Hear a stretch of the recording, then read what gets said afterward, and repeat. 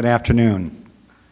My name is Dan Betzler, and I am the district coordinator for the Deaf Communications Studies program.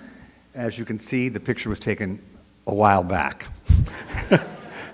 But it's on the internet, so I guess that's where the students got it. I wish I could take credit for the lovely programs and the PowerPoint today, but the students did all the work themselves. I just facilitated. So I, definitely like to give them the credit for that. I have been working here at Florissant Valley since 1989 as an adjunct faculty member, and I have been full-time since 2000 in the Deaf Communications Studies program. I also am the lead faculty for the theater program. I've had a really great experience here, and luckily enough, I kind of started teaching in Deaf Communication Studies because I wanted to make sure that we had quality interpreters for the deaf community and my specific family member. So I thought, well, how could I best service the deaf community? And I think it was by teaching, and I think we'll learn that many of the other interpreters that we'll meet today have also decided to teach others so that we can have a large quality pool of interpreters. So I wanted to welcome also, before we introduce the class of 2024, I wanted to welcome the administrators who have allowed this to happen. Dean Janice Nesser-Chu, Dean Amy Mead, President Dr. Perkins, and President Dr. White.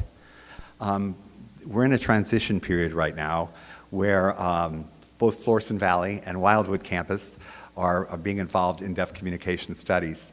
And so we have a lot of administrators to thank for allowing this pinning to happen.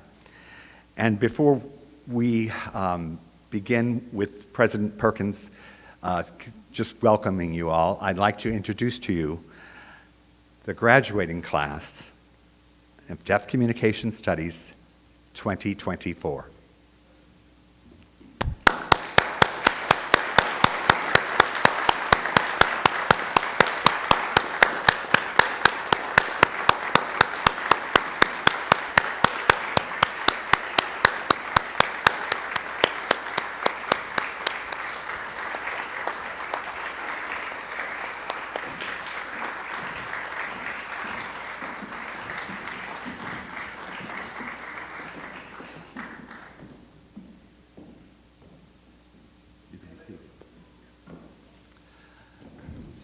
Now, Dr. Perkins, if you wouldn't mind coming up and just sharing a few words.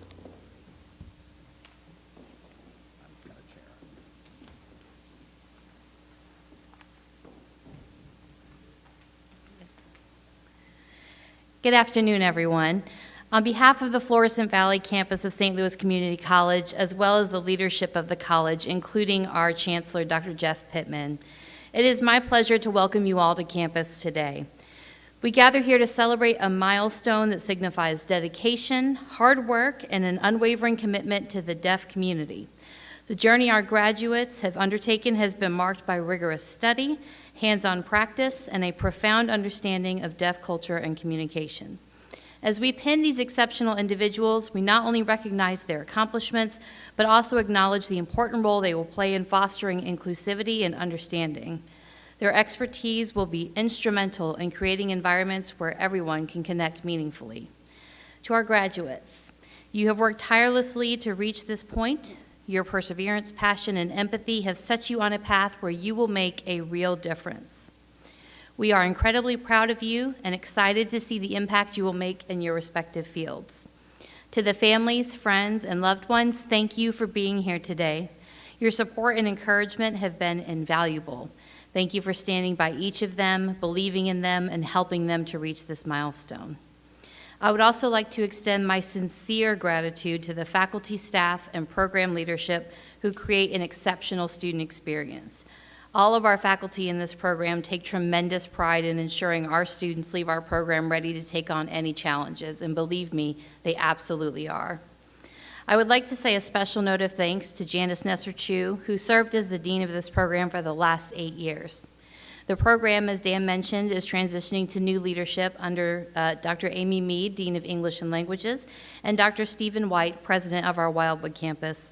But I know that these exceptional leaders will provide the exact same level of love and support of the program and its students. And Florissant Valley will always be home to this program as well.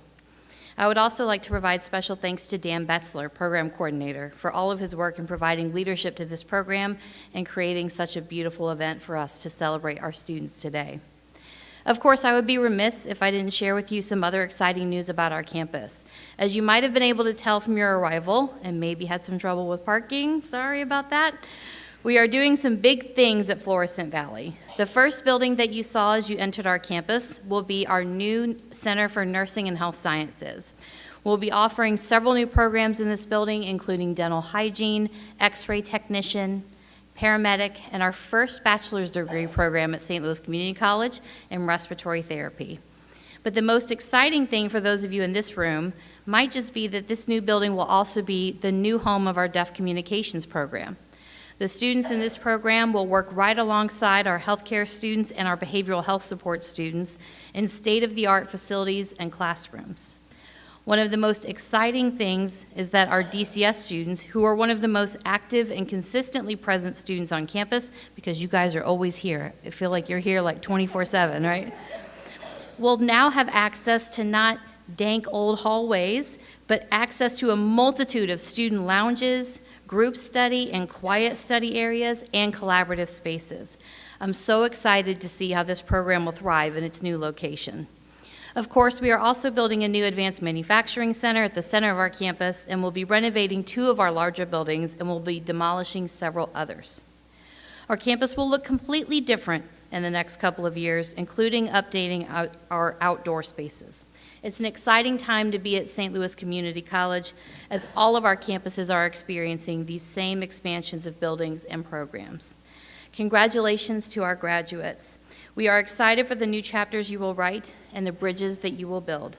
We look forward to seeing you back on campus as we open our new space in the spring. Thank you.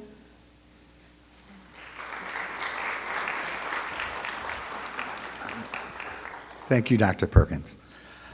I also wanted to recognize family, friends, and the community. Without them, our students would not graduate.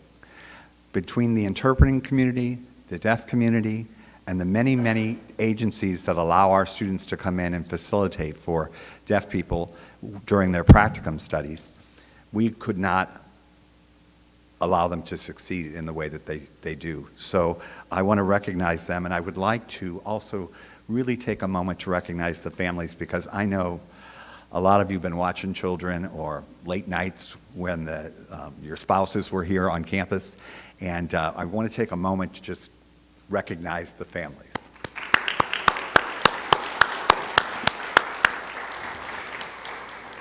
So I know it's not in your program, but the other full-time faculty member here in the Deaf Communications Studies, who also was the coordinator prior to me, is Eric Driscoll. And so he wanted to say a few words. So Eric, would you come up?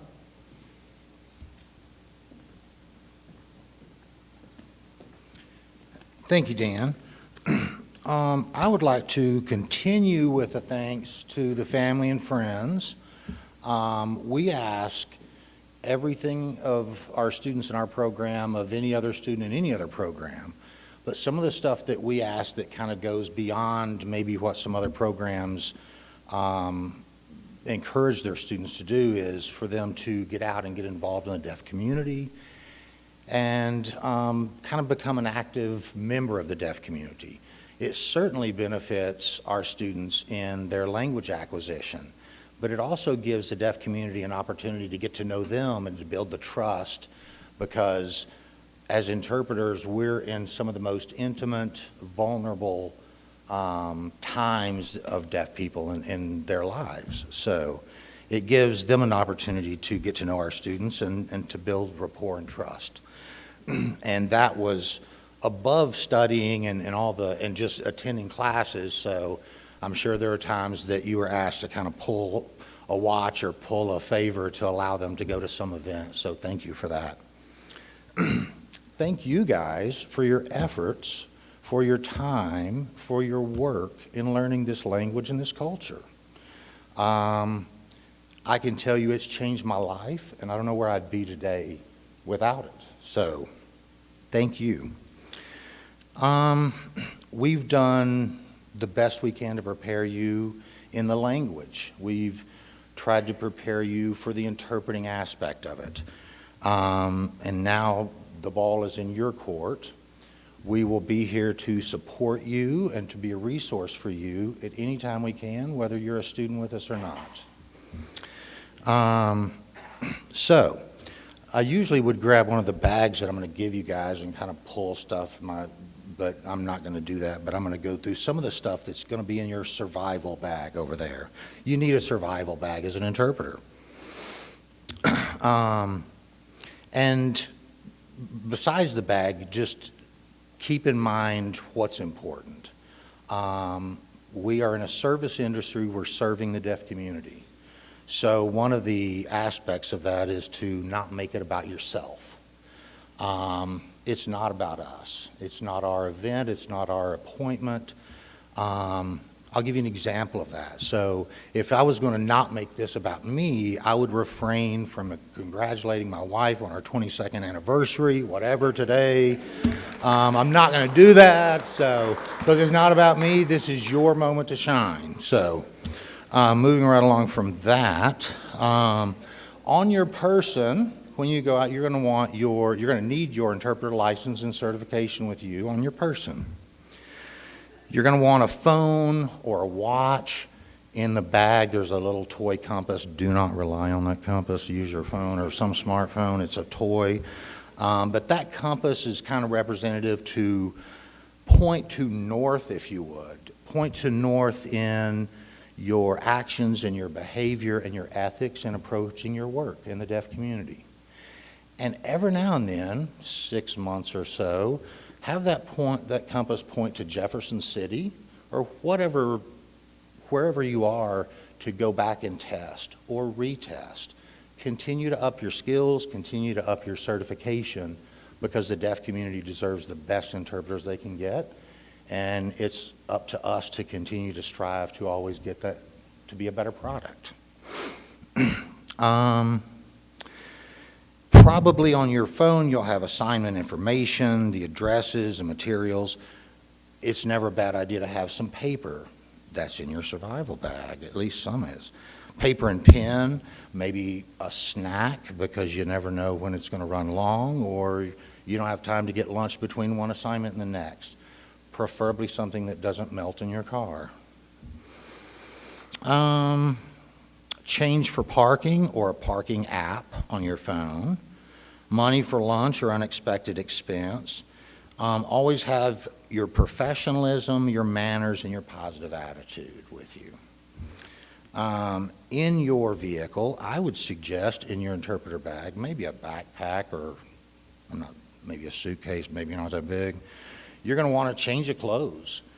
You never know when you're going to be out running errands and you're going to get some text or call, can you get to this place now?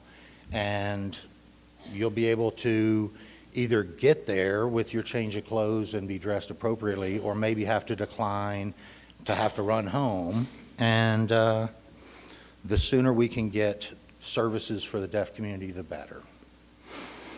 Deodorant, Advil, lip balm, lotion, suntan lotion, you never know. Hand sanitizer, there's some in your bag. Safety pins, and I say this from personal experience of having a catastrophic wardrobe malfunction on an assignment, and safety pins saved from exposing myself. I'll put it that way. I won't go into any more detail than that, but they saved me for sure. Ponytail holder. There's a lint roller in your survival bag. Maybe a professional book or journal to read when you get there early. Get there early. So, with that being said, thank you for your hard work. Thank you for your support. And that's what I've got. Thank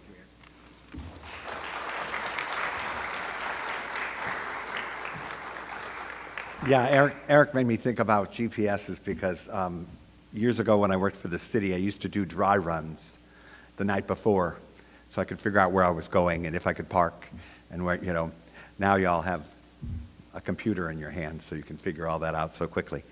Next up, we have, we always like to have a deaf faculty member address the students. So without further ado, John Ferrari, one of our cherished deaf faculty, is going to perform.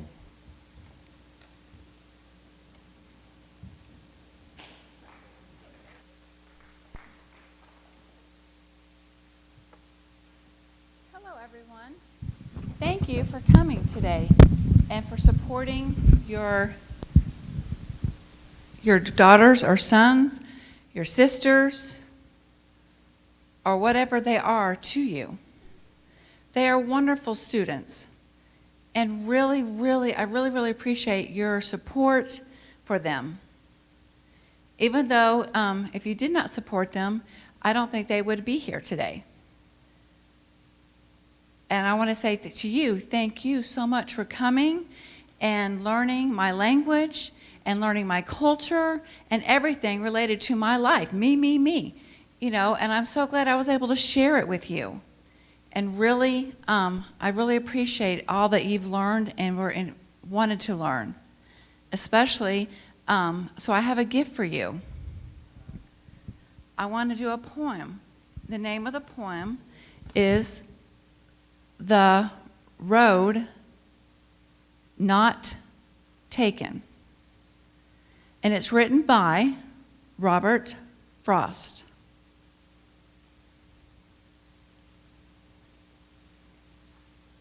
Two roads diverged in a yellow wood,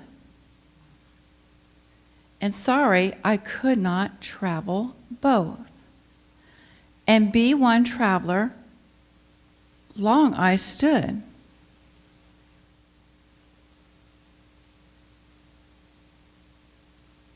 And looked down one as far as I could, and to where it bent in the other undergrowth.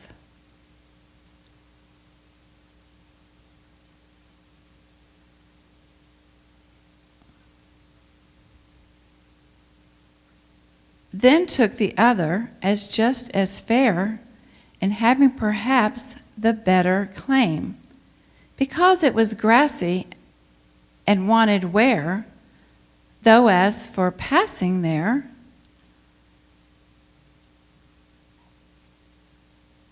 had worn them really about the same. And both that morning equally lay, and leaves no step had trodden black. Oh, I kept the first for another day. Yet knowing how way lends on the way,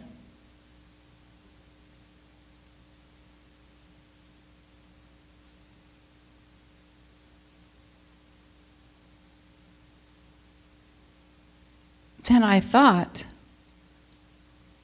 I doubted if I should ever come back.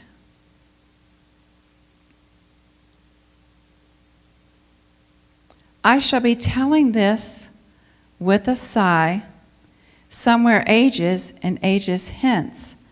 Two roads diverged in a wood, and I took the one less traveled by. And that has made all the difference. And I hope that you someday can interpret for me. I love you all. Congratulations, and thank you. And thank you for coming today.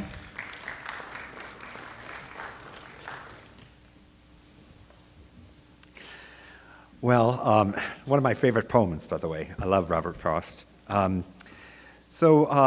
Next is the award for the Suzanne Kamen Alumni Award. And we always present an award in honor of Suzanne Kamen, who was one of the first graduates of the program. Believe it or not, I wasn't teaching then. But Suzanne, I did get to work with Suzanne. When I worked for the city, Suzanne was very active in the Jewish community, and she worked at Jev's, which was now Murr's Goodwill on 17th and Locust. And Suzanne would always call me out. Unfortunately, she died very young of cancer, and we decided that we would give the alumni award in her name. She was really a go-getter, Suzanne, and she was very active in the community, and she worked a lot of times with deaf people who were low income. And Jev's, or Murr's Goodwill, is a training facility for deaf people who perhaps are not college material, but can learn a trade. And so they have, refrigerators and machinery, they have data entry, they have hospitality, they have a little restaurant in there. So when Suzanne was working there, I was the interpreter for the city, so we became close friends when she called me for somebody to go to court or to clinic, and then I would meet them there and interpret. So we do this in honor of Suzanne because she just gave and gave and gave to the community. And we very carefully select the recipients of this award because we want it to be somebody who has influenced the community, somebody who's gone above and beyond and really made a difference in the deaf community and interpreting community. And so I have the honor of actually honoring somebody who I taught that many years ago, even though they graduated in 2000. So let me just tell you, there's so much to say about Susan Macbeth. But I have her bio here, so I'm going to hit on that and try not to be too long. First of all, she's a joy to be around. She loves Broadway like I do. She loves baseball, which I'm but she's really a great baseball fan. I know that. Susan's an interpreter and educator with a passion for mentoring and advocacy for the deaf and interpreting community. She develops a love for sign language early on, competing in ASL storytelling at the state level during high school. And she was involved with the deaf community in Springfield while she earned her bachelor's degree in psychology from Missouri State University in 1994. Before going back to school for her associate's degree in Deaf Communications Studies from St. Louis Community College in 2000. In 2005, she completed a Master's of Arts degree in Sign Language Interpreting from Gallaudet University. Susan's career in the deaf community began as an interpreter and benefit specialist at Paraquad from 2000 to 2003, advocating for individuals with disabilities. After 3 years of working in the community and completing her graduate studies, she joined Southern Illinois College as an assistant professor in 2005. She has been the coordinator of the Sign Language Studies program since 2021, and she continues to work as an interpreter in St. Louis and the Metro East.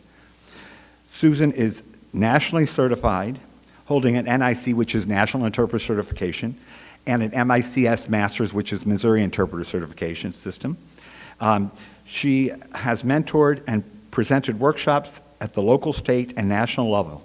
She is an avid Cardinals fan, I said that before, loves Broadway, enjoys traveling, hanging with her peeps, and loves cuddle time with her dog, Bueller. I guess that's from Ferris Bueller.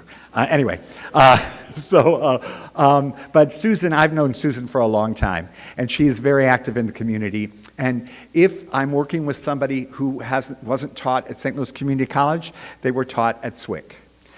So I know that when I'm working with people, it's either going to be a St. Louis Community College graduate or a SWIC graduate.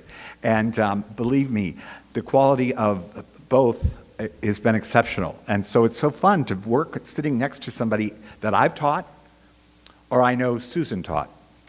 So it's with great honor that we award you this award, Susan, today. I wish you could come up, please, receive it.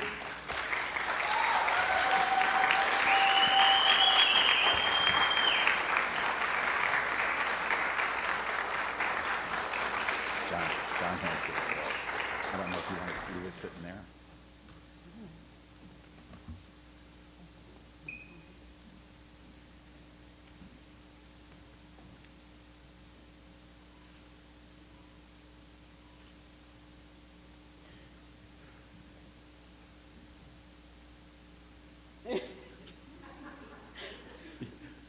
I spelled your name correctly. It's S-U-S-E-N, and everybody wants to correct that. So I always have to put in the email, it is E-N, it is E-N. Do I get to say Yes, something? yes. Okay. Thank you. Thank you. Really, Dan, it's hard to live up to all those things that you say about Suzanne and think that, I mean, honestly, no one is more surprised that I'm standing here. Well, maybe some of those people are really surprised that I'm standing here. Those are my peeps back there in the back row. But before I make this about myself, I want to say congratulations to all of you. I know what you've been through, been there, done that, and someday you'll be here and you'll be just as shocked, and it'll be cool. But I want to. Lisa told me I had an hour. Is that right? I'm going to try to keep it under 30, okay? But honestly, thank you, because I wouldn't be here without you. And Dan, I think about it all the time because you taught me how to make the person in front of you feel special. I took note of that every time that you did that. Every person you talked to feels special. And you made me want to be a teacher. So every time I teach someone, I've got Dan here in my pocket a little bit, right? What would Dan do right now? What would he do in this situation? So you mean a lot. I actually accidentally called Dan Dad at one point. And I don't know if you remember that, but it was like, Dad, Danny-o, Dad. You know, but I also want to thank John and Lisa and every other deaf person in this room who shared their time with me and shared their culture and their language with me. Priceless, right? And thank you to Eric. Eric was also one of my teachers. He's old too. Eric and I had the privilege of actually working together after I graduated, and there was one point where we were in Texas, and Eric taught me something I always try to remember, is to stay calm and be kind. And I was freaking out because we had this plane that I needed to catch, and if I didn't catch it, I was going to miss the other plane. Well, he saw me having this meltdown. He took me aside and made me get away from the people. And he came back, and not only did we have seats on the plane, we had been upgraded to first class. And it's like, you are magical. And I love you. So I do want to point out that all of my teachers are still here, and I graduated 24 years ago.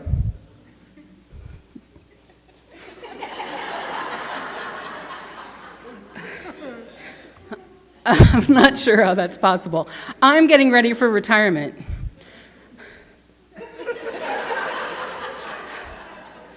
Right? I do want to tell you the very truth is that this program changes lives. This program has changed your life. It changed my life. It changes everyone's life who goes through this program. There is before you went through the program, and there is after you went to the program. And your life is completely different after you go through the program. Everyone in this room is someone that I consider family. And now you guys are family too. And so I want you to really feel that. It's a special feeling to be able to look at everyone who's deaf or an interpreter and know that they're part of your family. And it's just a beautiful feeling that I'm happy to share with you. So reach out to your family. You're going to need them. That's one of my biggest advice included in the survival bag is you need your peeps. You need your squad. My squad's right back here. People from my graduating class are here. Thanks, Mimi, Dana. Dana will bring you a Coke on your worst day. Patty took over my house whenever I needed to go to grad school. It's insane. I have people back here who are running programs. You stick around long enough, you know all the people running all the things. My first boss is here. It's just special. It's amazing. I'm going to, again, half an hour. Okay. But my biggest piece of advice after find your squad, right? Get your people. know that your family is, but also just have fun. Because sometimes we get stressed out on that first job or when you go to test or something like that.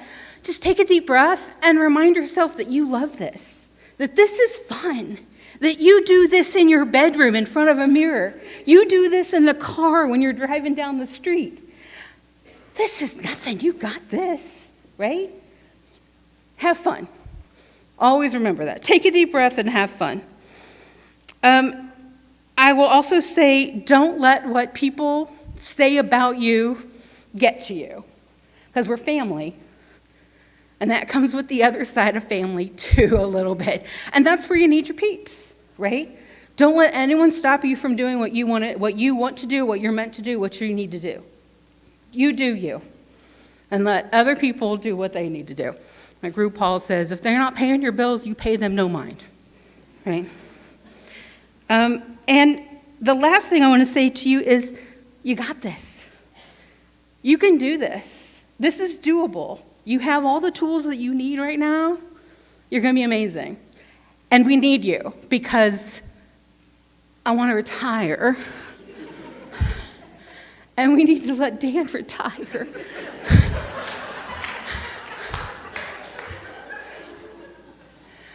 All right, that's all I have to say. Thank you, thank you, thank you. Congratulations.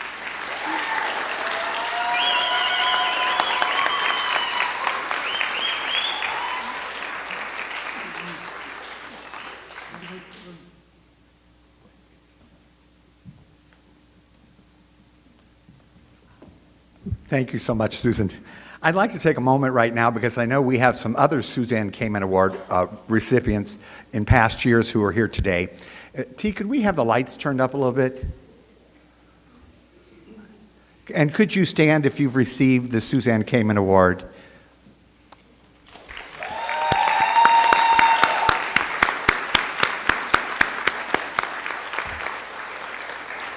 It truly is an honor. As a matter of fact, Loretta Freeman was the first recipient. So, and she still runs a company. So we're all trying to retire. That's why we need all these newbies. So, okay. Next, we have a student speaker who's Julia Wiggs. And I do have to say that all of this wonderful program, PowerPoint, the students contributed their photographs and things, and Julia, her and I became really good friends in the last week or two, trying to make sure things were printed correctly, names were spelled correctly, so on and so forth.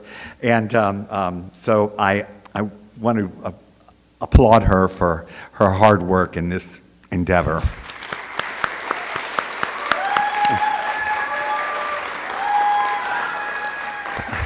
Because, as you know, Susan pointed out, me and computers don't go really well together since my age is there and I'm always having to get one of my children to help me. So Julia certainly knew what she was doing. All right, Julia, you want to come up and say a few words?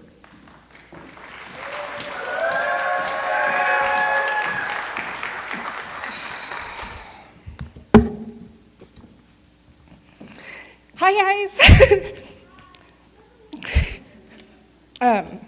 Hello to administration, faculty, and friends. I was going to do so good. And then Susan. And family and friends of the class of 2024.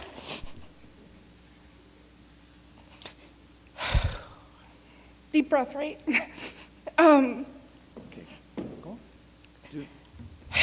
Today marks a significant milestone in our journey, and we would not be here without you and your unwavering support. By believing in one of us, you've believed in all of us.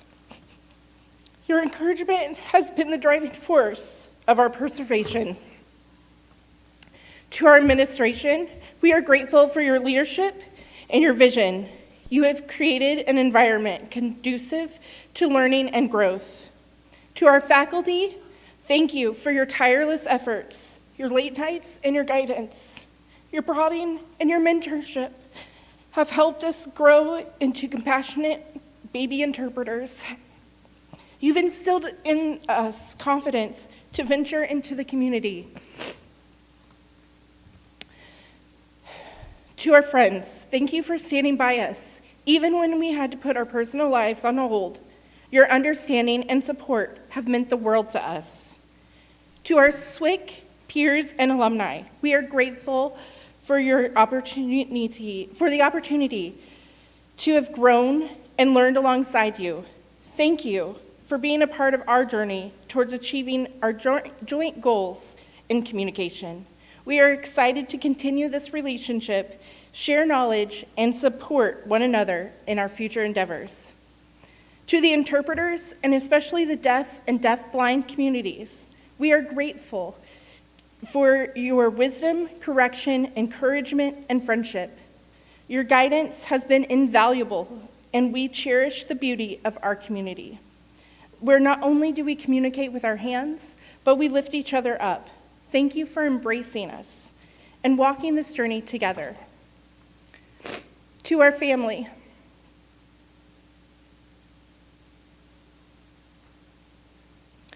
you have supported us and loved us well. We missed dinners, date nights. We've been late to events, missed holidays because we were cramming for that test. Getting just a little bit more receptive time in, and through observation, volunteering, and student interpreting, we thank you for your love and support.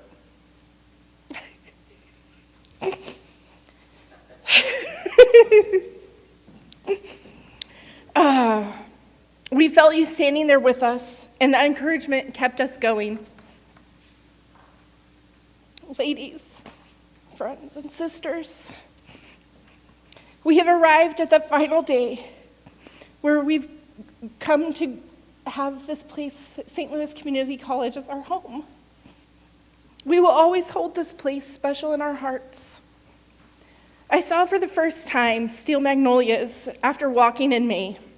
If you haven't seen this gem of a movie or play, the Cliff Notes are, it's a small hair salon where the women who work there and the women who patronize there not only share the life that they walk together, but the fact that they walk it together. By the end of the story, I realized this is our story too. There was a resounding theme of community, not just because we met at community college, but we found community together. I remember being excited to see you, Jen, and not being able to hold something in that happened over the weekend. When Lacey suddenly dropped out of class and we were like, nobody's heard from her this morning, what's going on? She definitely put the T in hospital. We're so glad you're here. We always looked forward to seeing Delia's fashionable outfits. And I'm looking forward to hearing about Jackie's latest nerd convention or something that happened with her nephew over the weekend. Julia, we always knew you were going to show up with a big gulp from QT. It was great to know that we could text one another if one of us was going to miss class and know that we would have notes. Sometimes we didn't even have to text. The notes just showed up. Carissa, we caught up with you on your journey, and we quickly learned to love you like one of us. So thank you for joining us on our walk.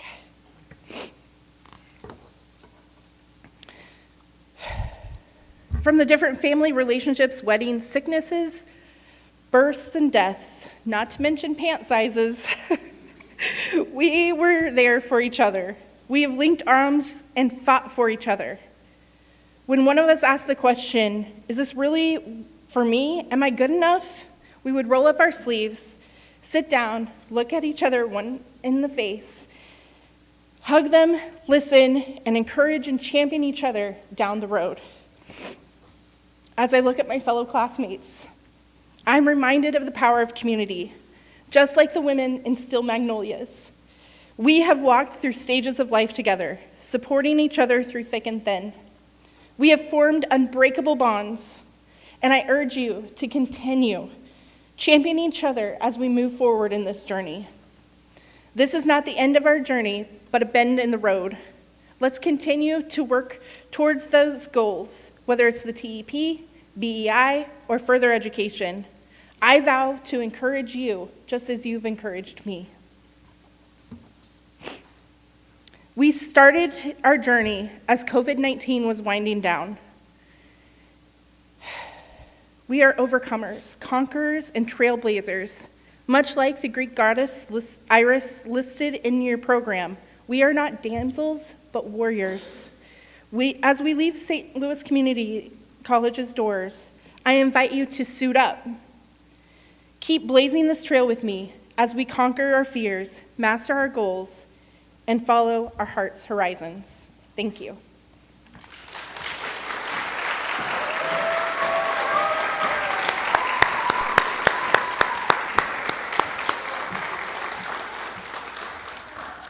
And now it's time to see some of their activities together through a slideshow the students have put together for you.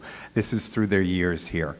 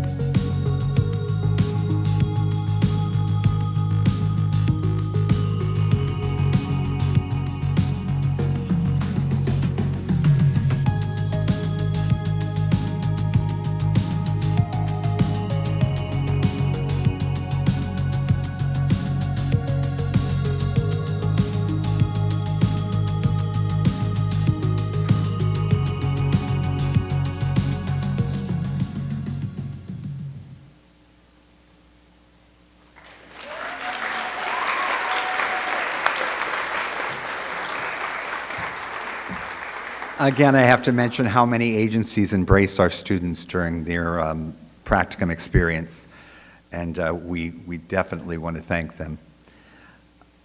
So now is the time that we've all been waiting for, the actual pinning. So I'm going to ask Ty Groover and Esther Murray to come up.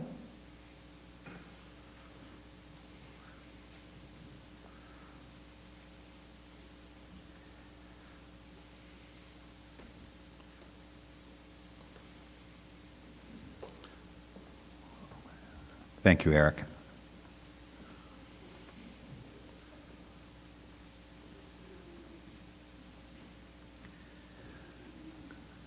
As I say your name,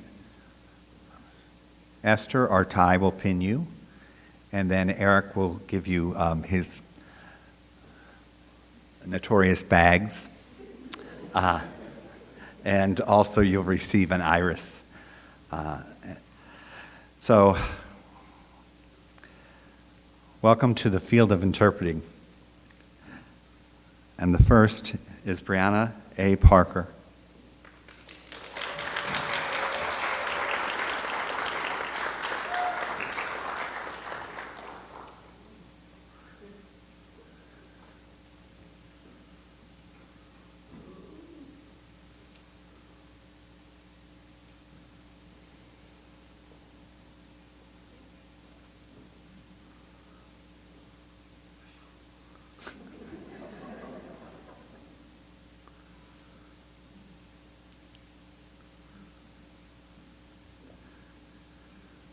Carissa N. Lucas.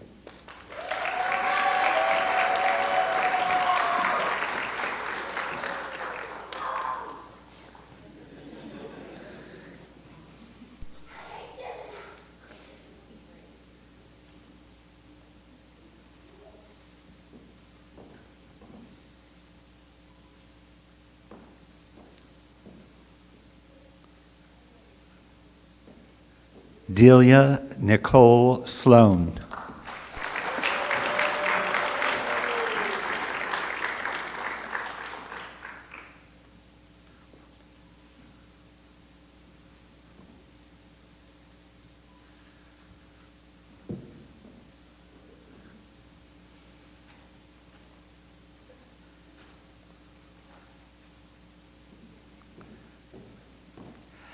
Jacqueline Jackie S. Henry.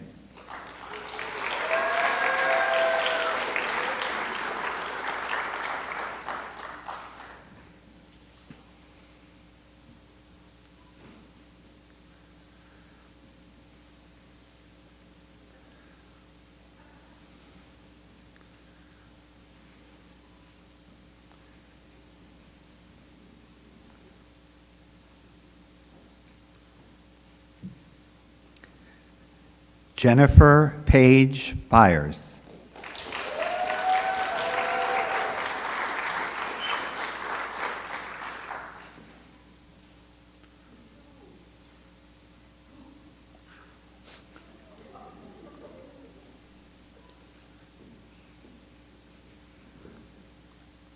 Julia M. Lewis.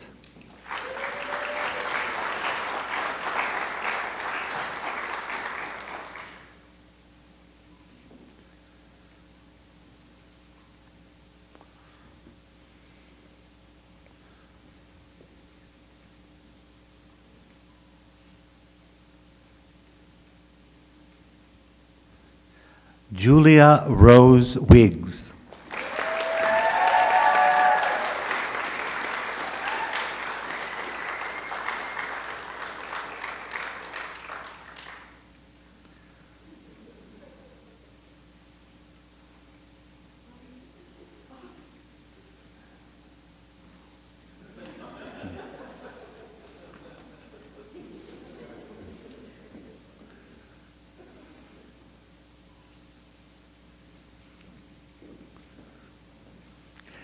Lacey Jewel Jolynn Jean Jacobs.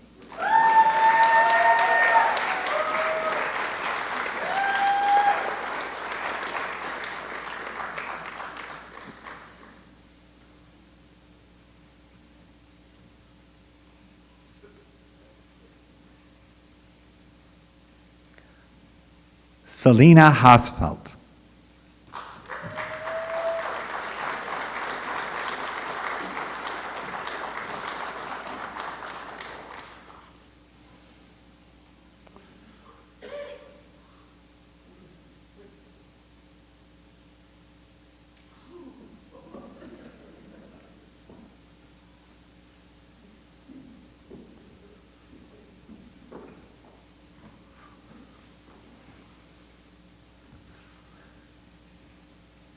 Here is your class of 2024.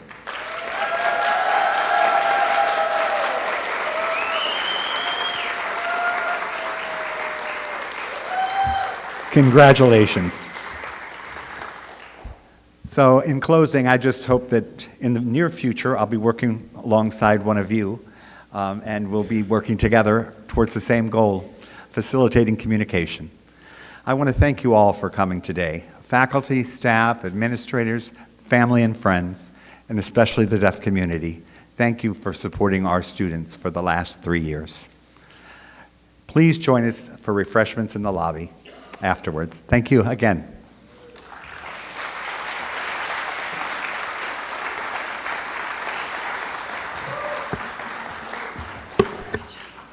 Thanks.